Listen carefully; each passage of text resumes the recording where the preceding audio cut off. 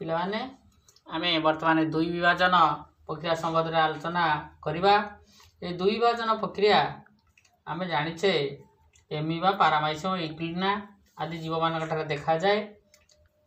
यही प्रक्रिया रे दुई विभाजन प्रक्रिया रे कौन हुए जनन द्वारा मातृजीव ठारू दुईटी अपत्य सृष्टि हुए। ताले उदाहरण वर्तमान आमे यही दुई विभाजन प्रक्रिया उदाहरण गोटे जीव जो जीवर नवा ता ना है एमीबा। वर्तमान आमे एमीबार दुई विभाजन प्रक्रिया संबंध में आलोचना करिबा। ताले एमीबार दुई विभाजन प्रक्रिया। अच्छा वर्तमान एमीबा मधुर जल रहे। यह अनुकूल परिस्थिति रे परिवेश रे प्राय 25 डिग्री सेल्सियस थिबा और प्रचुर खाद्य पदार्थ मिलिबा आशारे एमीबा शरीर वृद्धि घटे। तेणु एमीबा कोठी रहे बिले ना मधुर जल रहे एवं तापाई अनुकूल परिवेश रे तापमात्रा केते हैला कि रे ना 25 डिग्री सेल्सियस। अनुकूल परिवेश रे 25 डिग्री सेल्सियस तापमात्रा रे प्रचुर खाद्य मिलुवा स्थान रे एमीबार शरीर वृद्धि घटे। यह सर्वबृहत आकार रे पहुंचवा परे निजर कूटपात गुड़िक प्रत्याहार करी यह प्राय गोल आकार धारण करे। कौड़िया हुए ना गोल आकार धारण करे। यह आउ खाद्य ग्रहण करे नाई। आ परवर्ती मुहूर्त खाद्य ग्रहण न करी क करिवो ना खाद्य ग्रहण न कला परे ये क करिवो संपूर्ण बुद्धि पाई गला परे तार कोष विभाजन घटिबो। कारण ना एमीबार ताले कोष विभाजन घटी कौन हम देख ताले वर्तमान शरीर वृद्धि घटिला निर्दिष्ट आकार को पहुंचला कूटपात गुड़िक प्रत्याहार कला एवं गोल आकार धारण कला आउ खाद्य ग्रहण कला नहीं एवं कोष विभाजन कला। ताले यह साधारणतः सम विभाजन प्रक्रिया रे यार कोष विभाजन घटे बा समान दुईटी कोष रे परिणत हुए। समान दुईटी कोष रे परिणत हवा प्रक्रिया एमीबार हैला दुई विभाजन बा सम विभाजन बा गोटिए मातृ एमीबारु ए कोष विभाजन प्रक्रिया रे कौन हुए ना दुईटी अपत्य एमीबा सृष्टि हुए। अच्छा पिला माने वर्तमान एतिक रे टिके देखिबा दुईटी अपत्य एमीबा केमिति होउची तार वर्तमान डायग्राम करूची।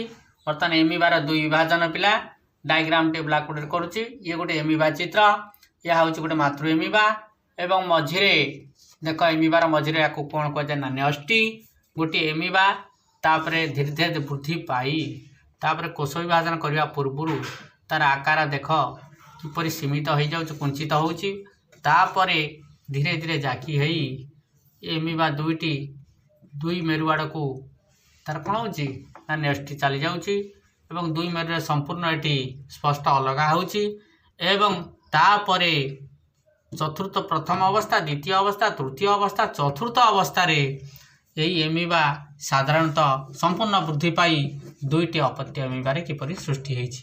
यह एमीबार दुई विभाजन प्रक्रिया धीरे धीरे चित्र माध्यम रे दर्शागला। अच्छा तापरे कौन करिबा ना देख बिले यह दुईटी एमीबा अपत्य एमीबार सृष्टि हला परे सेमानक शरीर रे पुनश्च कूटपात सृष्टि हबो। ए कूटपातर कार्य कौन कूटपात कौन ना कूटपात होउची एमीबा को परिवेशरु खाद्य संग्रह करी स्वाधीन भावे स्वाभाविक भावे जीवन यापन करने को साहाय्य करे। अच्छा यही प्रक्रिया संपूर्ण हेबा को किछ गोटे समय लगे ना ताले से समय अवधि होउची मात्र 30 मिनिट। ताले 30 मिनिट समय मध्य एमीबारे कूटपाद्य साहाय्य परिवेश खाद्य संग्रह करी बा कूटपाद सृष्टि हुए एवं कूटपाद सृष्टि हेई स्वाभाविक भावे आदि कौन खाद्य संग्रह करे एवं संपूर्ण हेबाकू प्राय 30 मिनिट समय लगे। ताले दुई विभाजन परी एक सरल प्रक्रिया रे एहीपरि भावे वंश वृद्धि करुथिबारु गोटिए रु दुईटी एमिबा सृष्टि हेउथिबारु कौन कहउछि एमिबार एही वंश वृद्धि प्रक्रिया हेउथिबारु एमिबार वृद्ध अवस्था होई न थाए, कारण तारी गोटिए कोष रु साधारणतः भावे किछि समय परे दुईटी कोष रे परिणत हुए एवं सेतिरु नूतन अपत्य एमिबा सृष्टि हुए। सेहीपरि पुणी 2 रु 4 8 एहीपरि असंख्य एमिबा सृष्टि होई चाले कोष विभाजन द्वारा। तेणु आमे एणु कहि परिबा एमिबा गोटिए जीव जेउ जीवर संपूर्ण प्राकृतिक मृत्यु नाही। तेणु एमिबा को साधारणतः आमे कौन कहि परिबा पिला जानिच सतिका एमिबा आमर जेमती देवता माने कौन करती ना अमृत खाई अमर रुहंती सेही भली ता कोष भितरे रही रही सेहीपरि एमिबा सृष्टि करुथुबारु इहे अमर, यार मृत्यु नाही, प्राकृतिक मृत्यु नाही। गोटिए रु एहीपरि तारि भितरु आउ दुईटी एमिबा सृष्टि होई असंख्य एमिबा सृष्टि हुए। तेणु आमे साधारणतः एमिबार प्राकृतिक मृत्यु नाही बा एमिबा को अमर बोली कहि थांती। अच्छा, तापरे एमिबा परे आमे आउ जो दुईटी जीवर उदाहरण नहीं से जीव द्वय हेले कौन पिले ना पारामाइसियम एवं यूग्लिना। तेणु पारामाइसियम आउ यूग्लिना कौन है अलग दुईटी एक है पुणी आउ थे पारामाइसियम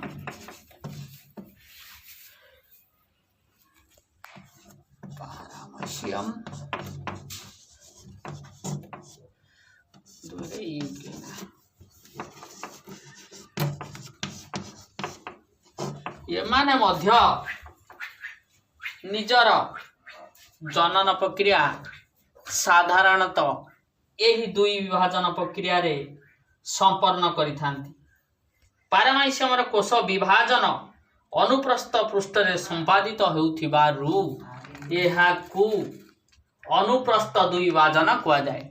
अनुप्रस्थ दुई विभाजन कौन है ना अनुप्रस्थ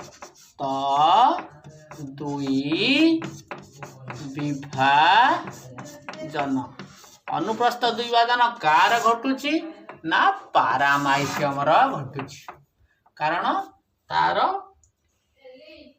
अनुप्रस्थ विभाजन घटुथिबारु अनुप्रस्थ दुई विभाजन कुआ जाउची कार पारामाइसियम जनन प्रक्रिया। सेहीपरि यूग्लिना रे विभाजन पृष्ठ अनुलंब भावे हेउथिबारु याकू अनुलंब दुई विभाजन। तापर आइला अनुलंब दुई विभाजन।